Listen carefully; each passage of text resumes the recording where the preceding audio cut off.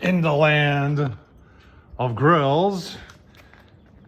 We got the Masterbuilt Autoignite 545 today. We're gonna do a low and slow. Got a pork butt, part of a pork butt. We're gonna do in there, and this will be our first time using lump. I've got hickory lump. We'll take a closer look at it. But just getting it fired up, I'll tell you what, we'll take a look at the lump, take a look at the pork butt, and then get her on. All right, like I said, we're using lump, we're using B&B. This is hickory. Putting it in there, and I've got a chunk of hickory, and I've got another chunk of hickory. I'm gonna put another layer of the B&B in there, and then another chunk of hickory. And you know, I'm standing right next to the shop vac, folks. What I'm finding is that having that and starting high and vacuuming out the inside of this makes a lot easier when you go to pull that thing out. Otherwise, you just get ash all over the place. And that hot rod that sticks out, that starts the Autolight, that's going to be clear of ash too. Otherwise, that'll affect next time you go to start it. All right, there's our pork butt. In fact, they call it a pork roast because it's not the whole thing. There's a bone in there. I am going through and trying to use up my stuff. This stuff called Steve's Shake, not bad stuff. That's the original. I've had it for a couple years. Put it on all four sides, and this is almost 4 pounds. Get her on the grill. Well, I decided to use the one probe that comes with the grill. I very seldom use probes. I just kind of know by timing where things are going to be.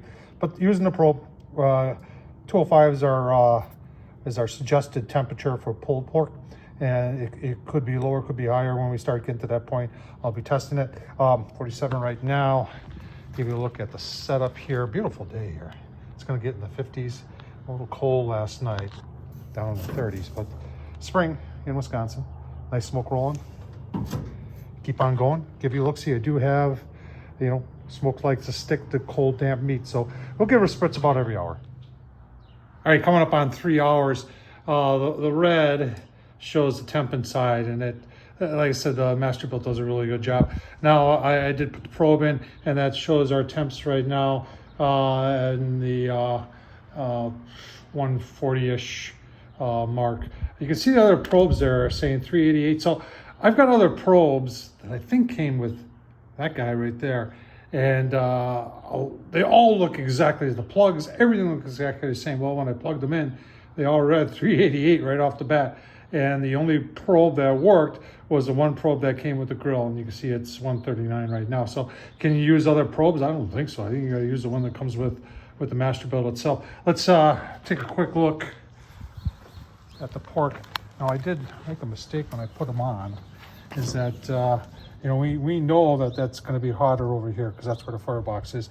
So I flipped this around. I had the smaller side over here, so I put the bigger side over there. Nice color there. I am, like I said, spritzing it a little bit with water here, and not a whole lot of smoke coming out of the lump right now. Give you a look-see here in a bit. All right, did bump things up to 275. You can see our 174 now. If you're asking how are we doing on the lump, at about 4.5 hours, I checked the lump and it was down. It was down to like 3/4 that had burned through. So the nice thing about doing the modification, putting it in the bigger ash pan, was I don't have to worry about ash. So I was able to top it off with some more of the green bag over there, and we are now sitting right around 6 hours, and yeah, looking really nice. You know, I don't even think I'm gonna wrap. I think I'm just gonna leave it right where it is, and it's 2:30, and this will be perfect. And maybe in about an hour, 2 hours.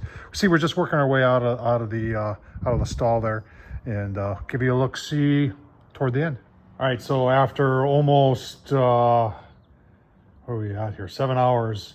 I got frustrated. We're stuck in the stall here, so I have wrapped.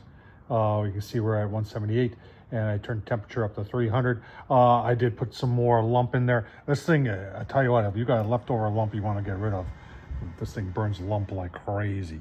I think it works better with a good quality briquette like a B&B, but lump in there, folks. I haven't tried it on hot and fast. I'm just curious if it's going to be hotter. Usually lump tends to be hotter than briquettes, but give you a look see once we get it plated up. Well, there's any doubt not a lot of ash coming from the lump charcoal, but it sure took a lot of lump charcoal to do this cook. Let's take a final look. All right, here's our pulled pork. We're gonna make some sandwiches. I'll show you that. But I just want to show you how it's pulling really, really nice. This is pretty much 207 is what I took it up to. And it's been resting now for probably about 45 minutes. And go to the bone side here. A little tougher there. Oh no, not really. Oh my gosh. Very, very nice. Very, very nice. All right. Make some sandwiches, give you a look-see. All right, I am gonna make some sandwiches. Just want to show you this. Here's the bone, pretty much good. Now, oh man, I'll tell you what, the crusty piece, that's what I want right there. Take a taste test. Oh man. Want to see the smoke ring? Yeah, there it is. Nice and juicy. Thanks for watching. Tom Horsman on YouTube. Thumbs up, leave a comment, and as always, worked very well.